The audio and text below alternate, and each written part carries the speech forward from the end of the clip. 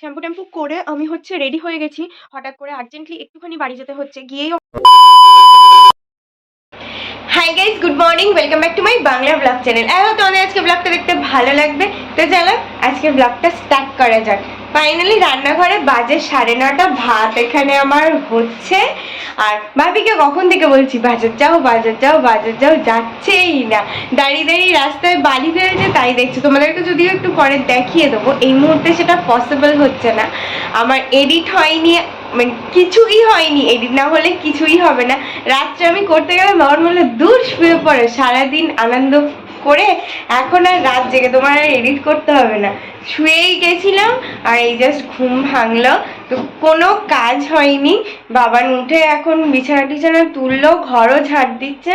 প্রচুর কিছু কাচার আছে, সেগুলো কাচতে আই গেস ও নিয়ে বসবে। আর আমার ভাত এরপরে রাখলে একদম নরম হয়ে যাবে, তো আগে আমি ভাতটা নামিয়ে ফেলি।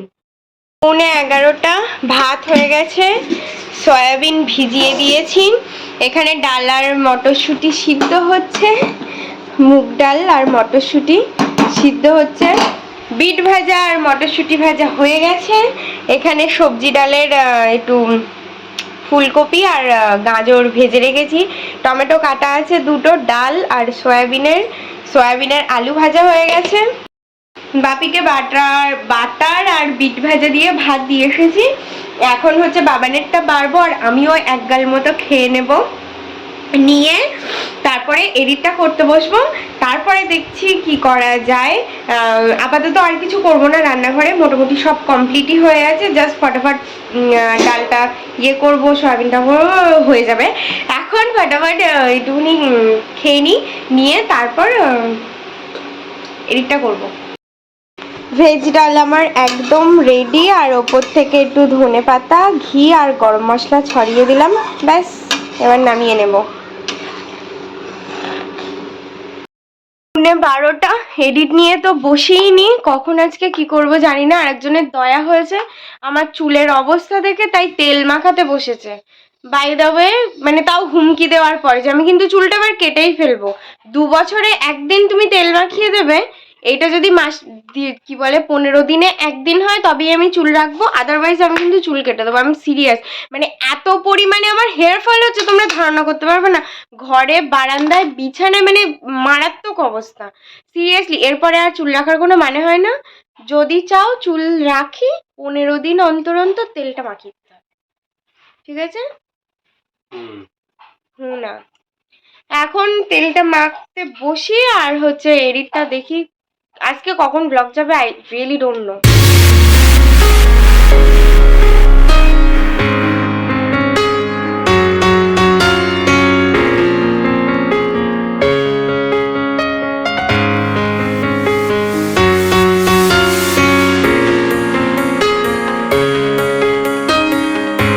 যেমনটা বলেছিলাম 12:30 ফাইনালি পাবলিশড হলো।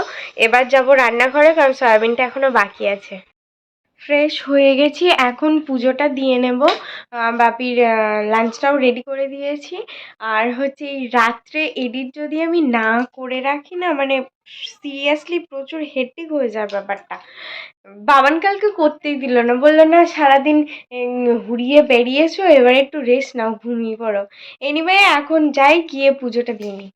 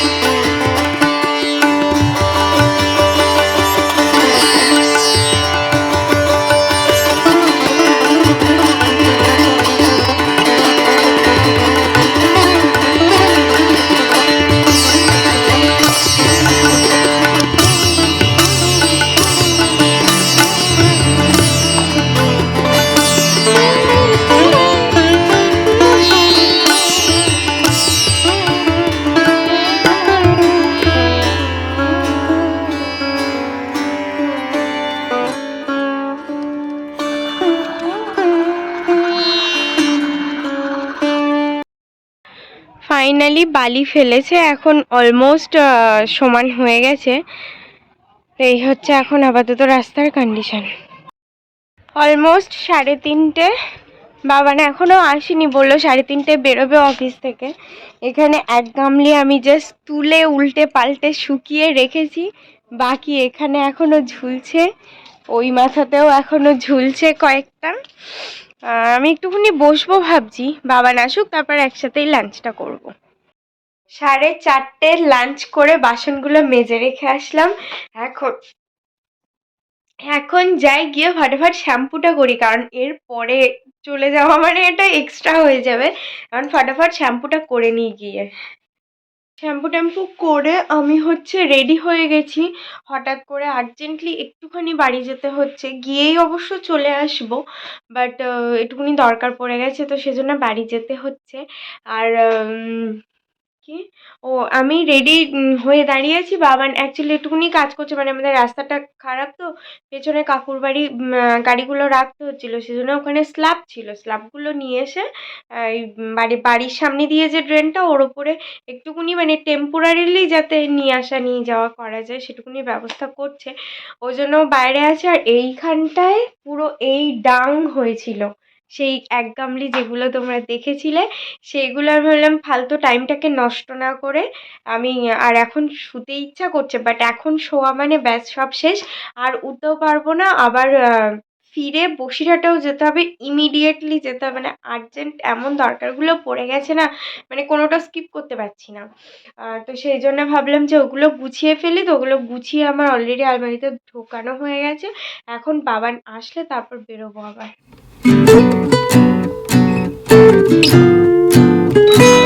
স্যাটারডে সন্ধে, আর আমাদের রাস্তায় এটা হবে না, এটা তো হতেই পারে না। আমি জাস্ট আস্তে আস্তে বাবানকে বলছিলাম এখন কিন্তু বেরোনোর টাইম, এখন কিন্তু রাস্তায়, ব্যাস সেটাই হলো।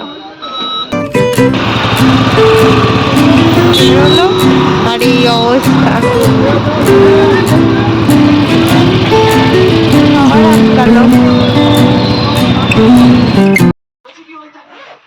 দরকার যা ছিল মিটে গেছে, এখন বেরোচ্ছি আবার।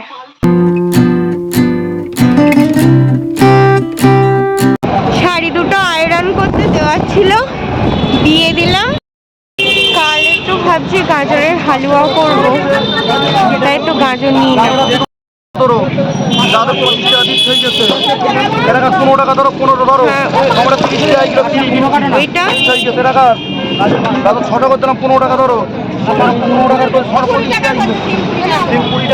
মোটাগুলো দেখো না, মোটাগুলো দেখো না। 8টা বাজে, পৌঁছে তো গেছি, আর রাতে একটুখানি ভাত হবে, সেজন্য চালটাও ভিজিয়ে রাখলাম। এবার আবার বেরোচ্ছি, ব্যাগটা চেঞ্জ করে যাচ্ছি হচ্ছে বসিরহাট, কারণ অনেকগুলো ঘরের কিছু জিনিস কিনতে হবে, তো সেগুলো পড়েই ছিল। কাল একবার ভেবেছিলাম যে কিনে নেবো, বাট এতটা লেট হয়ে গেছে, সমস্ত দোকানই বন্ধ হয়ে গেছিলো। ফাইনালি এখন যাচ্ছি।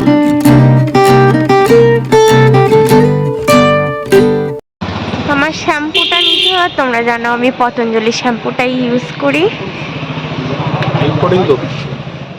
Milk protein. অনেক দিন ধরে পাচ্ছি না সিল্ক অ্যান্ড শাইনটা, ফাইনালি পেলাম। একটা সিল্ক অ্যান্ড শাইন আর একটা অ্যান্টি ড্যান্ড্রফ।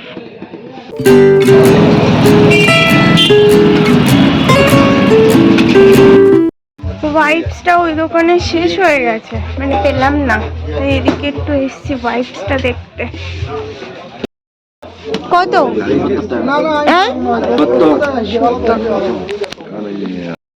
হয়ে গেছে সব কিছু, এই যে প্যাকেট, বাড়ি গিয়ে তোমাদের দেখিয়ে দেবো কি কি কিনলাম টুকটাক। এখন বাড়ি যাচ্ছি। কি নেবে? ফুল, ফুল নেবে আগে।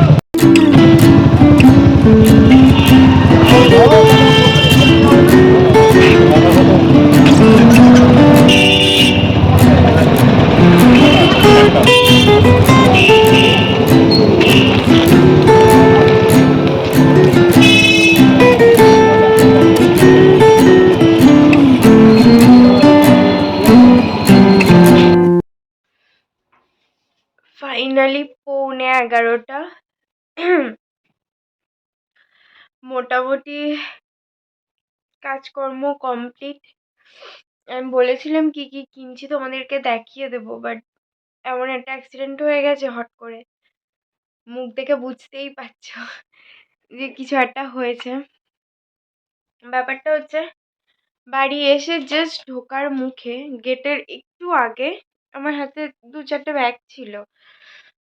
আমি বুঝতে পারিনি, আমি হেঁটে হেঁটে আসছি আস্তে আস্তে, হুট করে মানে এত বাজেভাবে একটা হোঁচট লাগলো, সেই ফুল ঝটকাটা লাগলো একদম কোমরের একদম মিডিলে, মানে একদম স্পাইনাল কর্ড যেখান থেকে স্টার্ট হচ্ছে, জাস্ট যে জায়গাটা আমার যন্ত্রণা করে একদম ঠিক সেই পয়েন্টে গিয়েই লাগলো, প্লাস রাইট সাইডের পাটা লাগলো।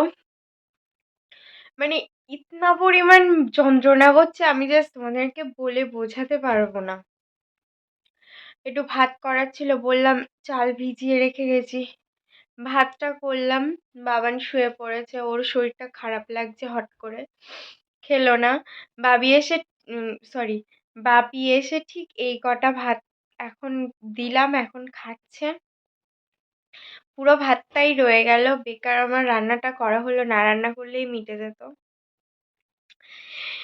তো যাই হোক,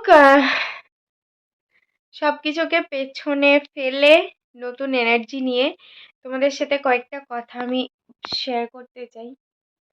হাতটা ব্যথা হয়ে গেছে, আর অ্যাকচুয়ালি আমি সোজা হয়ে দাঁড়াতে পারছি না, আর বিছানাও করা হয়ে গেছে, তো বসতেও পারছি না। ব্যাপারটা এরকম। কালকে বছরের লাস্ট দিন, the last day of the year 2023। I hope তোমাদের এই বছরটা যেভাবেই কাটুক না কেন, ভালো মন্দ, হাসি আনন্দ দুঃখ সব কিছু নিয়েই আই হোপ নেক্সট ইয়ার 2024 আমাদের সবার কাছে খুব ভালোভাবে ধরা দেবে, খুব ভালো হয়ে আসবে, এটাই প্রে করব সবার জন্য। আর হচ্ছে কালকের দিনটা ডেফিনেটলি গ্র্যান্ড সেলিব্রেশনের দিন সবার কাছে। শেষ দিনটাকে এমনভাবে বিদায় দেবো যেন সত্যি সবাই মনে রাখে। যা কথায় আছে, যার শেষ ভালো তার সব ভালো। তো লাস্ট দিন সবাইকে নিয়ে, সবাই কি বলবো, সবটা একসাথে করে হাসি মুখে বছরটাকে বিদায় দেব আমরা সবাই। তো সবাইকে লাস্ট দিনের শুভেচ্ছা বছরের। আর তোমরা আমাকে ডেফিনেটলি জানিও যে লাস্ট দিনটা তোমরা কে কিভাবে সেলিব্রেট করলে। আমরাও আমাদের বেস্টটা দেওয়ার চেষ্টা করব কালকে, যদি সব কিছু ঠিকঠাক থাকে, কারণ দুজনেরই হেলথের যা মানে আমার তো লিটারেলি যন্ত্রণায় ফেটে যাচ্ছে। আই হোপ সকাল হতে না হতেই সব কিছু ঠিক হয়ে যাবে। তো ব্যাস, এইটুকুই বলার। সবাই খুব ভালোভাবে সবাইকে সাথে নিয়ে, family, friends, the loved ones, তো সবাই সাথে যে যেমনভাবে দিনটাকে স্পেন্ড করতে চাও সে তেমনভাবে করো। খুব ভালোভাবে থেকো সারা দিন, খুব মজা করো, পিকনিক করো, কোথাও ঘুরতে যেও। তোমরা কি করছো কি না করছো প্লিজ আমাকে জানিও। আমার ভীষণ ভালো লাগে তোমাদের সমস্ত কিছু জানতে, বা আমি জানতে চাই। তো এটাই হচ্ছে ব্যাপার। আর সিরিয়াসলি আমি কিছু বলতে পারছি না, কারণ আমি লিটারেলি দাঁড়াতে পারছি না। এখানটা আমি রীতিমতো ধরে নিয়ে দাঁড়িয়ে আছি, নইলে সিরিয়াসলি দাঁড়াতে পারতাম না। আই নো এই পার্টটা এতটা বড় হয়ে গেল, বাট ব্যাস, দ্য পয়েন্ট ইজ কাল লাস্ট দিন ইয়ারের, তো সবাই খুব ভালোভাবে কাটিও, এটাই হচ্ছে ব্যাপার। Well, that's all for the day. I hope তোমাদের আজকে ব্লগটা দেখতে ভালো লেগেছে। যদি ভালো লেগে থাকে please do like, share and subscribe. আবার দেখা হবে কালকে with a brand new blog. Till then, ta-ta, bye bye, good night. But if I lay down and I play dead and I stay dead, maybe you'll get sick of being the